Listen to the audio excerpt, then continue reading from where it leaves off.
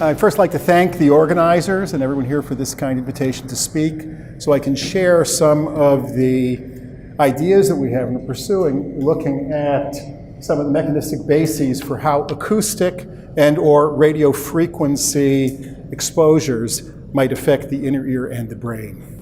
The work that I'm speaking about is a follow-up. We've known about energy exposures for some time. Noise exposure, for example, is one issue, and there's been a major issue for hearing loss with noise exposure in military environments. And in fact, the work I'll be speaking about is supported initially by the Office of Naval Research. It's noise-induced hearing loss portfolio. And the program officer, Kurt Yankaskis, unfortunately could not be with us today, but Kurt deserves a real shout out for being right at the tip of the spear on this. And really, he's been along with us working from the very earliest time. We called him up when we heard about the very earliest exposures in Cuba, and has been a partner with us fully. And I just wanted to acknowledge this at this point. His program, and you'll see some of that, you see some of the spirit of this through the talks that we've had so far, spans from looking at what are the noise sources, is a systems to systems approach, what are factors that lead to human susceptibility to it, prevention and treatment, and how do we design personal protective equipment. And what you'll see is are the first attempts to bring this sort of approach into the Code 34 program at ONR. Now, the scenario behind all this that we're discussing, of course, is the type of exposures that we've heard about that we're seeing in Cuba. Next slide, please. And we've already heard the other speakers, Dr. Hoffer and Dr. Giordano, refer to the fact there could be a number of potential energy sources. We know something happened to people, but we don't know what did it. So what I'm going to do today is go through some of these possibilities and look at it from the perspective of sources. One of the sources are hypersonic sound, including LRAD-type devices or that type of technology, pulsed radio frequency. There could be pulsed laser source, or there could also be ultrasound, such as their new photoacoustic devices with technology that are very small but actually very powerful and could be used in certain frameworks for it. And the focus of the ONR work, actually the title of it is Waveguide, Resonance, and Cavitation Properties of Intracranial Contents. So that gives you sort of a picture of where I'm coming from. The question is, if people are being exposed to different kinds of directed energy, what's receiving it? What's amplifying it? What are the vulnerabilities inside the head and other parts of the body? We don't know a lot about that now, but the question, if we're taking a look at these kinds of mechanisms, at the wave transmission, resonance, and cavitation properties, this is possibly a way that you could get additive effects from many of these modalities of energy delivered simultaneously to individuals. Now, so what I'm going to do is sort of go through three parts. I'm going to go through three general parts here and give an overview of each of them. The first is to take a look at research done, published research from the 1960s through 1990s that deal a little bit with ultrasound and radio frequency effects on inner ear and on brain. And we'll just consider this. There's a lot of work that's been done, actually. The work that's done, I'm sampling from the papers, but this gives us a proof of concept for how to proceed. We don't have to start from square one. There was good work that was done before, funded by DOD, among other sources, DOD.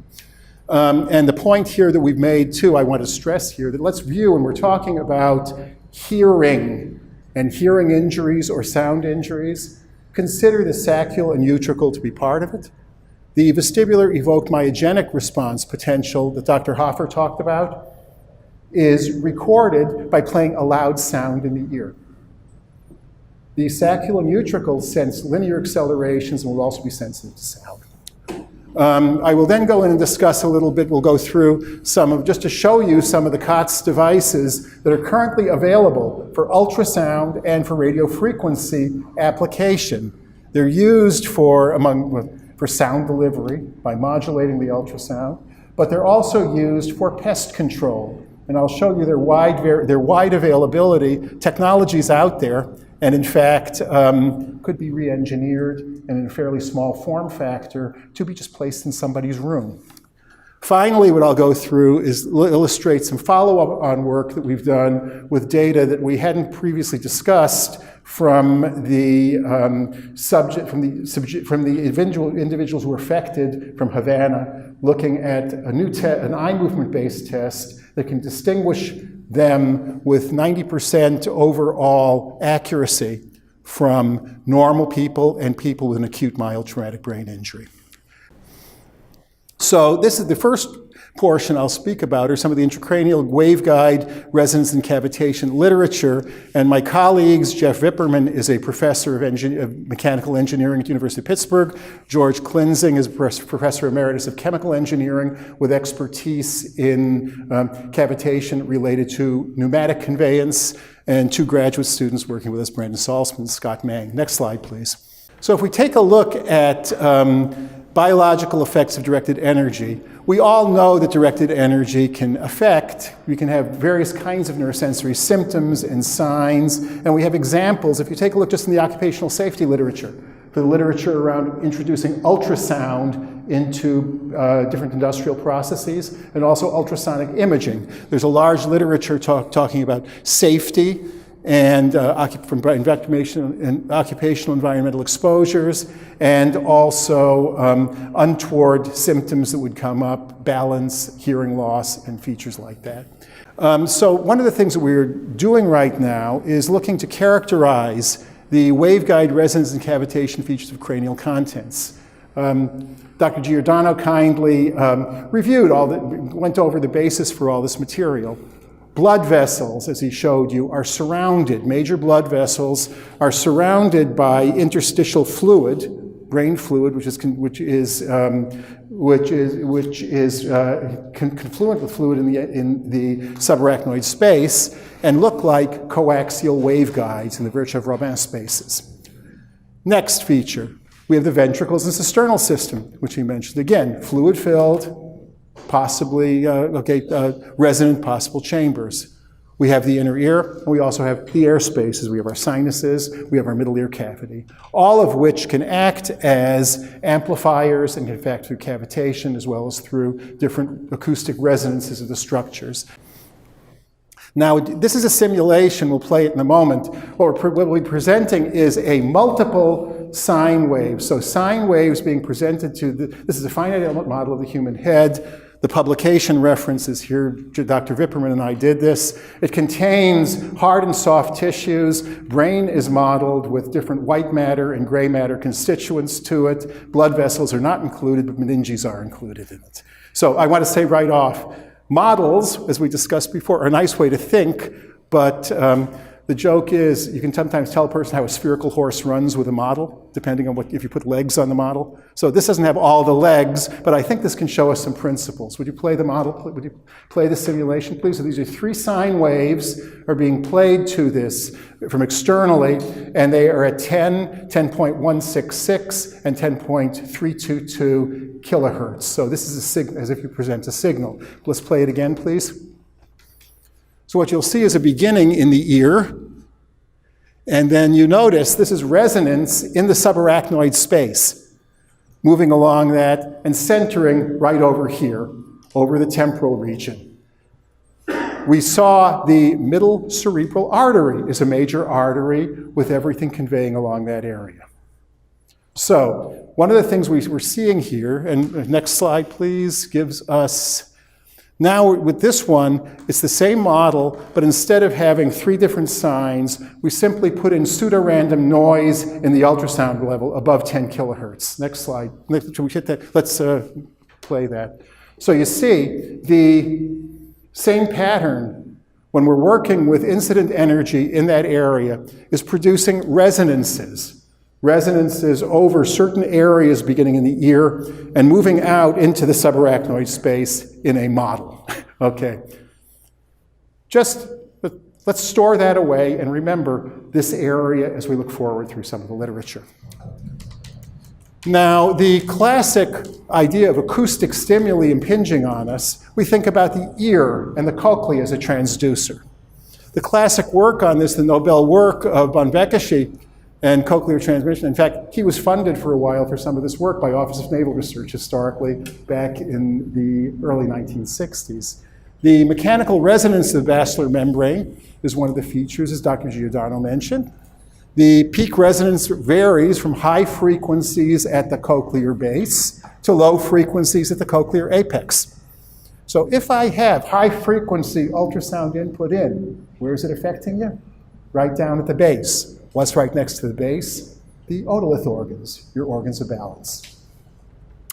And the activation of the sensory cells with the relay through the next slide, please. I can show you this. Okay, so what happens is that the basilar membrane, here is a cross-section through a human ear. You can see the basal, middle, and apical turns of the cochlea.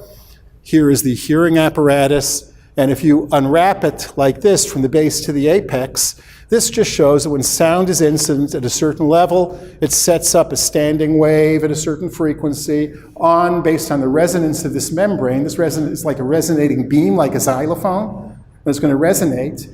And at the point where it's resonating, these hair cells, which are on the surface of the cochlea, have their tips deformed, and they transduce that sound. That's how the hearing system normally works. Now, what you'll notice is off on the lateral edge here, I'll walk over here where I can point to it.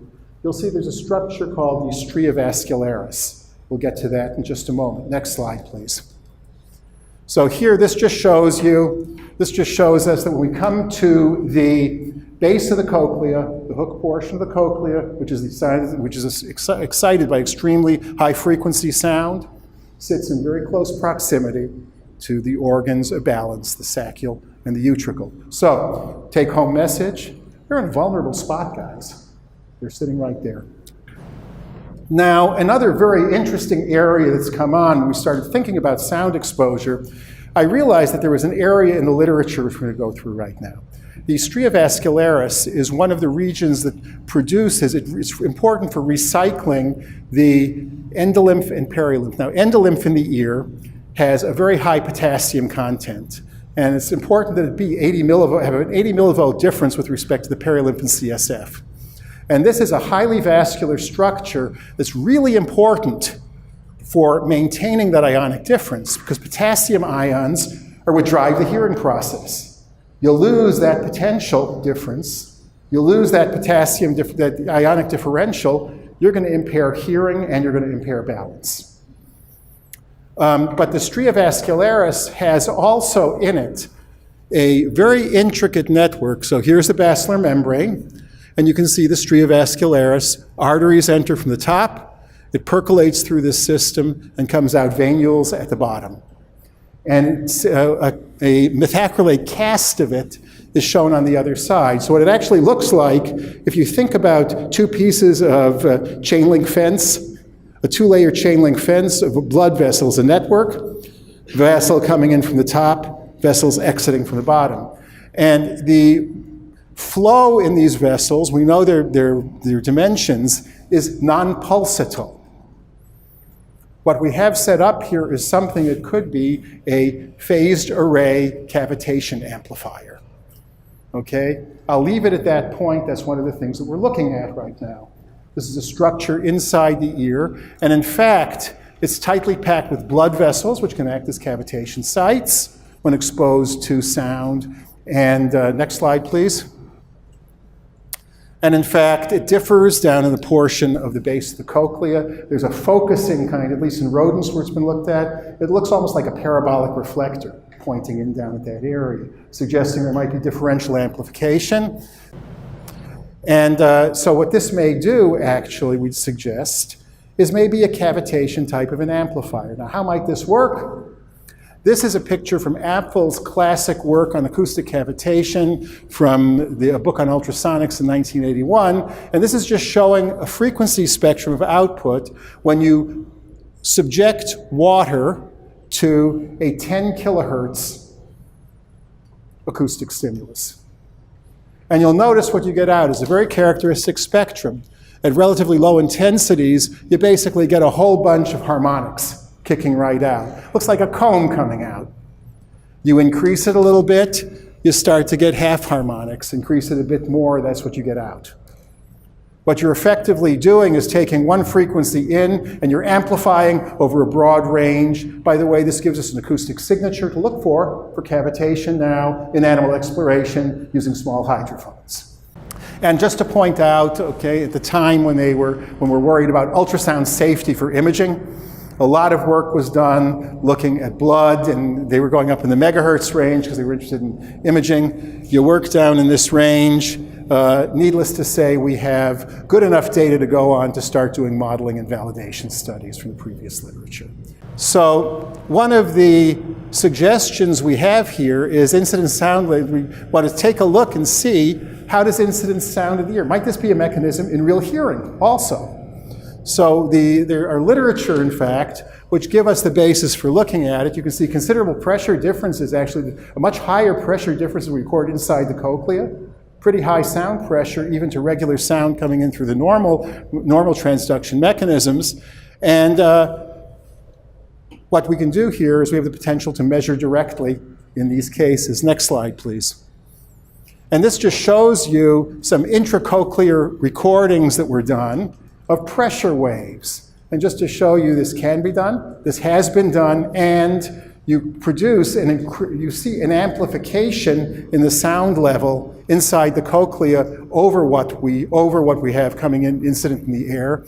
And theoretical calculations suggest that it exceeds by several orders of magnitude cavitation thresholds for the liquids we're talking about here. Now when I was thinking about this, one of the good things or bad things about having a memory and being a professor and having read literature for years is I remembered this paper written by, from Fred Nuttall's lab when he was at the University of Michigan years ago, some of Quirk's work, and this was published in 1991. And what they did was visualize, they put a fluorescent tracer in the blood, and they are visualizing with a camera the lateral wall. They're looking at the vessels in the stria vascularis. So imagine you cut away the side of the cochlea and you're looking in there and watching the stria vascularis as you play loud sound. And what they observed was, under control conditions, the blood's flowing slowly through. You could see the red blood cells moving through. When they played about 110 decibel sound, you notice the flow. This blood vessel didn't collapse. It just looks like a void space. Remember, oxygen and nitrogen are dissolved in the blood. One of the possibilities is we actually have and compression, decompression does what? We know about this from underwater environments and aviation environments, right? You can get decompression sickness. You can get local bubbles or emboli of different gases.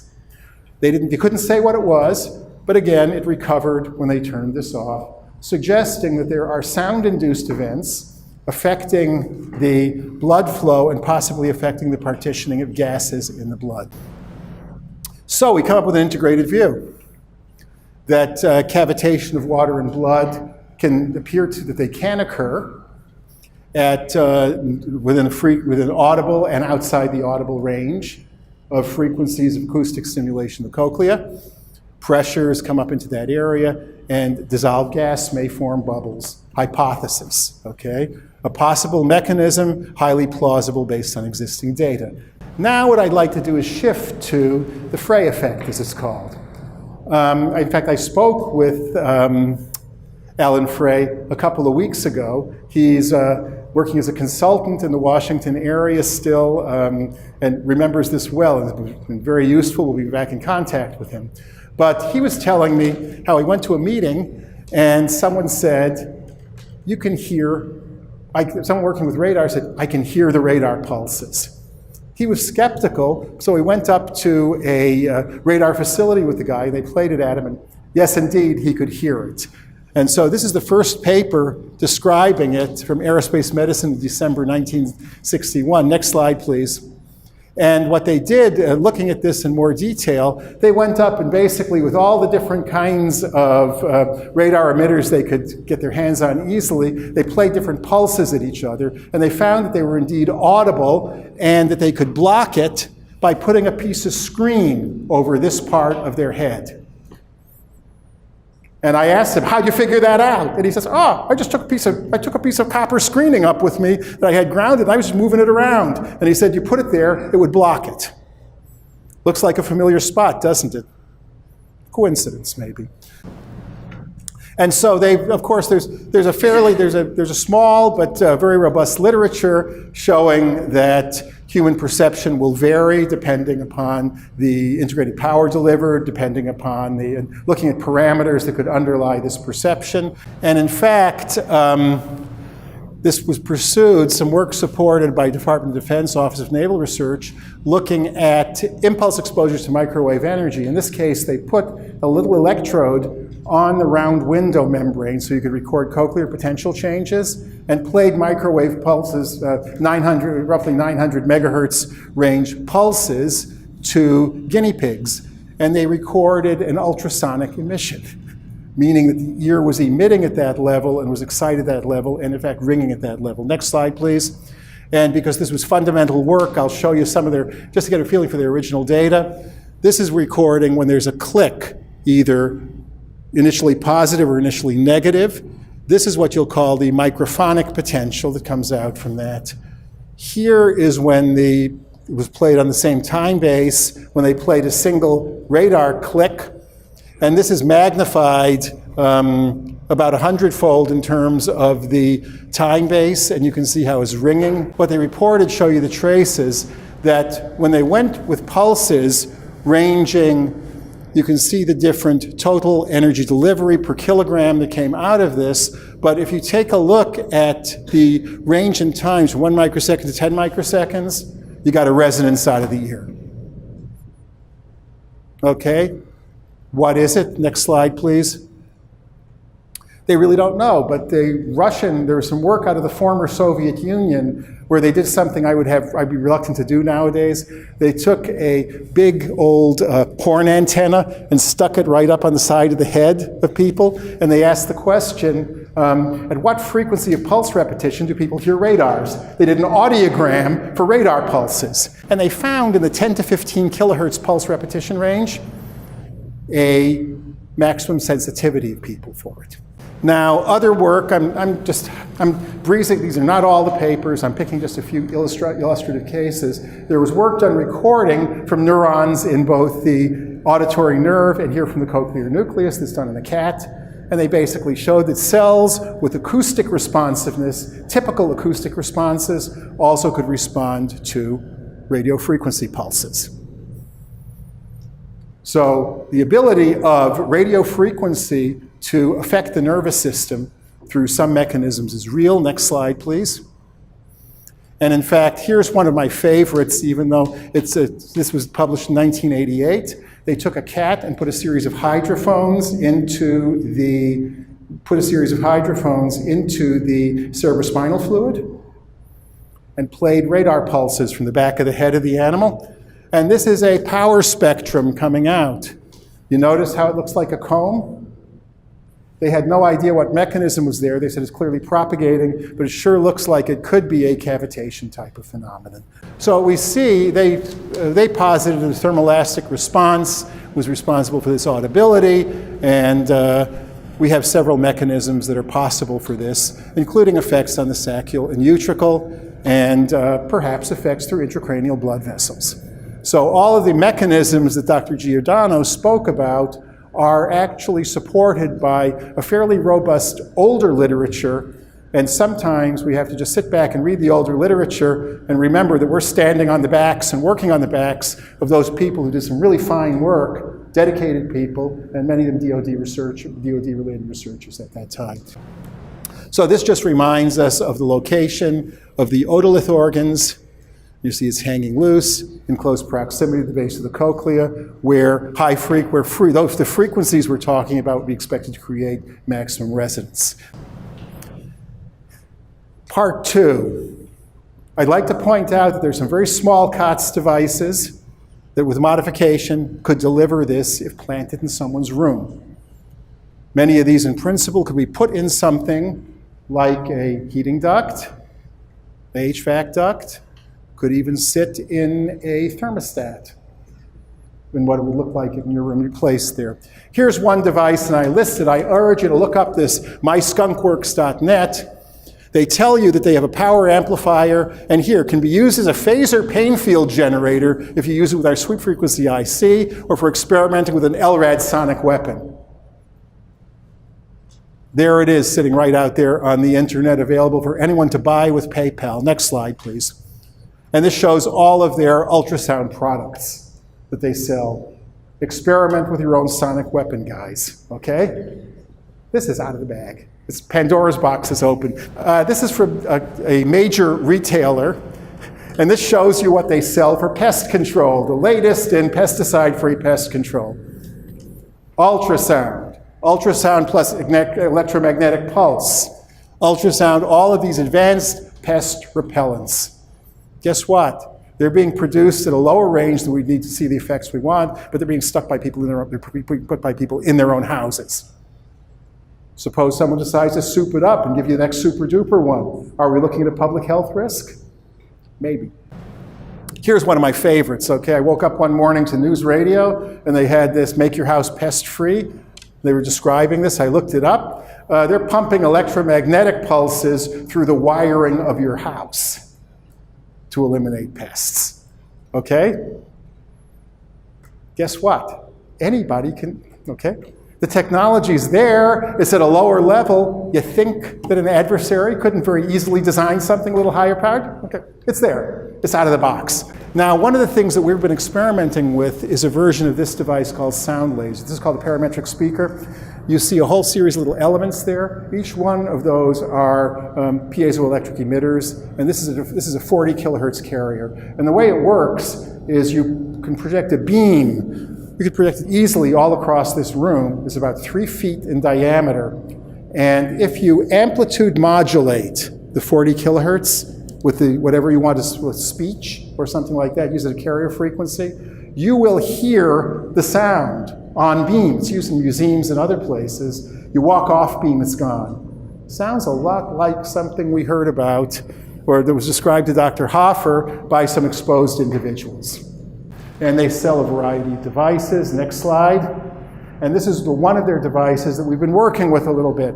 This it actually uses a series of commercially available ultrasonic, these transducers.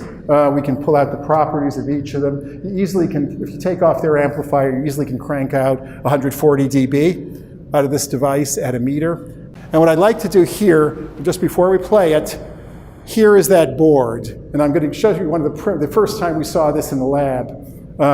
The graduate students are going to move, they're going to move the board over a cup of water and watch the cavitation on the cup of water. Please play it. We're not getting the sound, but there, see the water? That's a standoff across the interface, and it looks like we're working with it. We have high-speed cameras on the side and such, looking at this now, and it looks as if the surface tension of the water is creating nucleation sites for cavitation. So yes, we can get, with even commercially available devices, without scaling this up or anything else, just putting a little more powerful amplification on, we can get cavitation across an air gap. So now let's shift a little bit to take a look at what might have been going on in Cuba, and what I'd like to do is present some evidence of a technology that could be deployed far forward for detecting something like this. Caveat, okay? We only have those 25 people exposed as our pool to look at.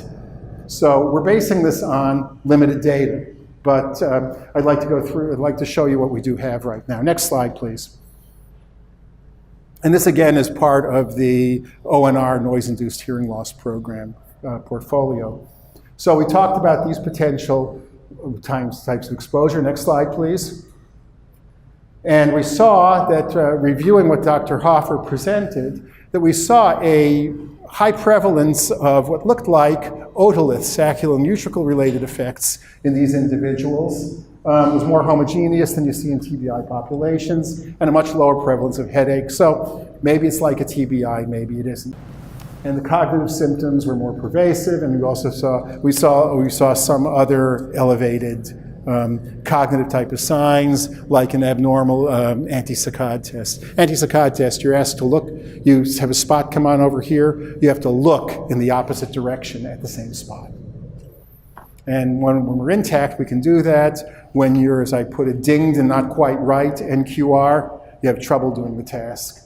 And sort of my definition of traumatic brain injury has been all along, this, I don't mean to upset some, I sort of do mean to be provocative when I say it, is you have an event that they got dinged and they're not quite right, they meet the NQR criterion. And what we try to do is quantify and specify what NQR means so we can treat them, diagnose, treat, document, and take care of these individuals.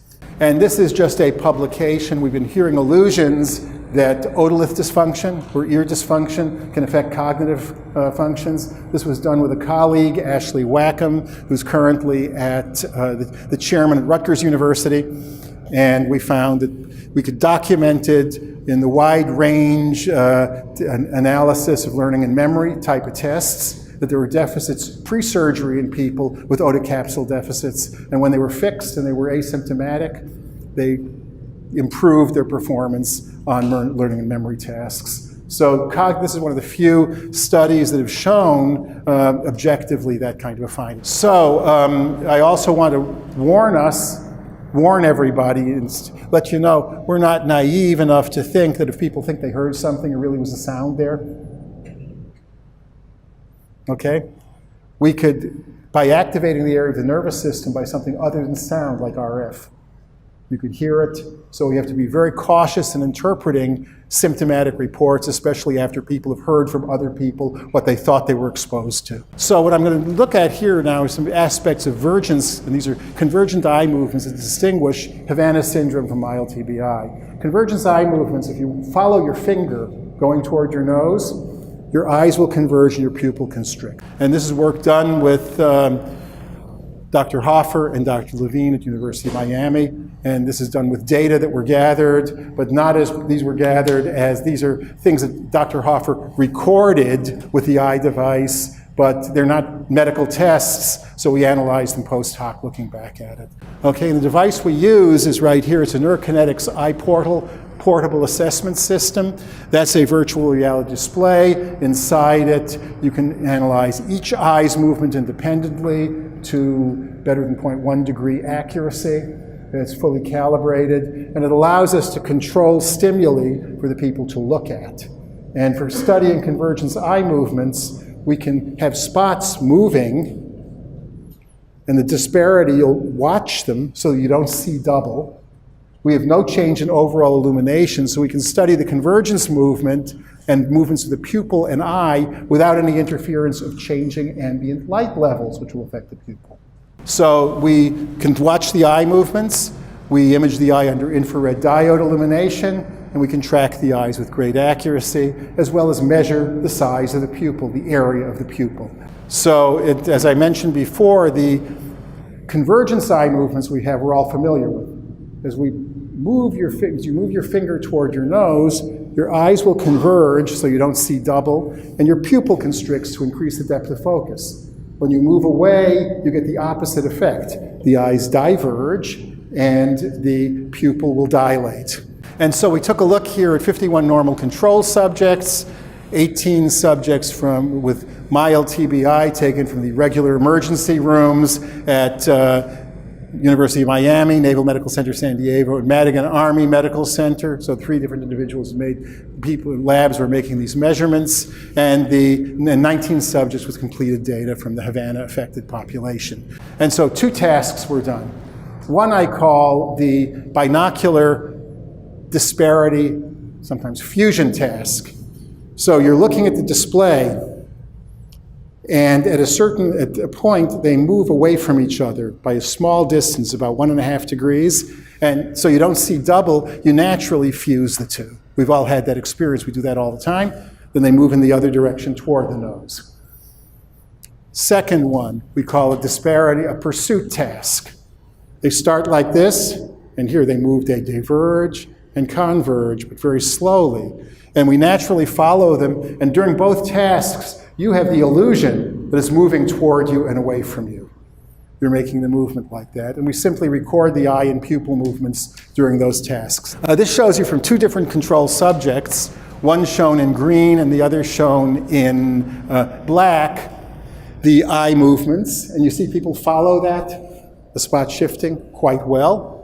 And then these are the pupil movements going on at the same time, recorded simultaneously. And this shows you for the pursuit, the same two subjects. So you see, we follow it quite nicely and quite naturally, and you'll notice the pupil is dilating when the eyes diverge, and constricting when the eyes converge. And it's a very regular process that one can analyze with simple engineering models. Next slide, please. And in fact, this I don't mean everybody to read, basically from work done by Larry Stark and others in the 1980s, very fine work on this. We can make an engineering model and estimate parameters that describe these responses quite well. And this just shows you the model fit for a control subject for the eye movement, that's the gray line, and just modeling the pupil based on the eye movement alone as the gray model on the pupil. Does pretty well. The fits are pretty reasonable. And by the way, I found out when they put the models up, I thought, oh, I can do better than that. And I probably went through every experiment that they did in showing why you couldn't right afterwards. And then this shows you from a subject from Havana, the same kind of data. And one thing you'll notice, foreshadowing it, you notice how much larger the pupil response is? Pupil responses really are larger. Next slide, please. So this summarizes data from the step binocular fusion test. And what I plotted here is what's the amplitude of the eye movement converging or diverging from the model. And you can see that there's no difference between the Havana affected people, but the people with mild TBI, as we've seen before, have a significantly lower magnitude of those movements. And in fact, the fit, the coefficient of determination, the R-squared values, are quite high for the model fits, so there's quite high fidelity, but the people with mild TBI don't follow it so well. So their magnitude is lower for the movement, and it's less accurate. If we take a look at the pupil constriction, how much the pupil constricts per degree of convergence eye movement, though, you'll notice there's no difference in behavior between the control and the acute TBI. But take a look, it's a more deterministic fit, interestingly enough, so maybe they don't have the other emotional effects on the pupil, but the magnitude is much greater, and that's significantly different. And we see a very similar picture for the pursuit task, except we see there that the amplitude of the eye movements is reduced for both the control, for both the TBI and the Havana exposed individuals. But when we come down and take a look, but the fidelity of fit is different, and the pupil constriction is much more active. It's hyperactive, programmed at the same time in these individuals exposed in Havana, and the same feature for the fits. So we take all these data, next slide please, and if we do a discriminant analysis with it, very simple. I've got 3 different groups. How well can I pick out, based on these test results, these different groups? And you can see we get 92% correct classification. We do a one-out, we take the one-out cross-validation, we get close to 90%. These people, you get no cross-classification errors between the Havana people and the mild TBI population.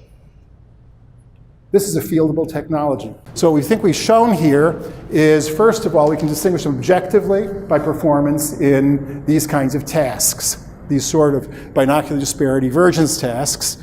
And they show an abnormal convergence and near response behavior that's distinct from what we see in garden variety concussive injuries coming into an emergency room. So what we suggest is, right now, the current technology is something that could be taken out at least to a far forward medical station and deployed to see whether people had as a first read, did people have some kind of an exposure. This technology itself, next slide please, can be miniaturized, okay? The form factor is not great now, but within less than a year, you could probably have something that could be installed on any battle helmet, on any helmet, any kind of headgear you want. Instead of having the personal computer, you simply put a processor right on the back of a custom-built camera. You can increase the sampling speed and get even more precision for picking up other kinds of eye movement deficits. This is ready for 6.4 at this particular point, and pushing forward with these features. And this is being supported, some of this, but at a slower development rate now by the ONR Noise-Induced Hearing Loss program. Finally, looking at this, I just want to say this technology and our ability to read the covariation between pupil and eye movements is potentially useful in many altered environments. OBOG type of problems that we see can probably be detected because oxygenation state changes the pupil responses. You can look at undersea hypoxia, hypercarbia in these areas, and also what's the person looking at, how are they reacting to it. We could use this in a variety of different kinds of cognitive interfaces, whether we're dealing with virtual reality or augmented reality kinds of platforms. So this is where we are at this point in time and pushing forward with it. We think we don't know what the exposure was. We're working along on that side, but at least it's interesting to see that we have, and we can distinguish between them, which is very important, which I think is going to end up being very important operationally. We want to be able to pick out people objectively, take a look at it, and so we don't just have these 25 people running down along the line that we can study up there. Thank you very much for your attention, and we'll get to questions later, I guess.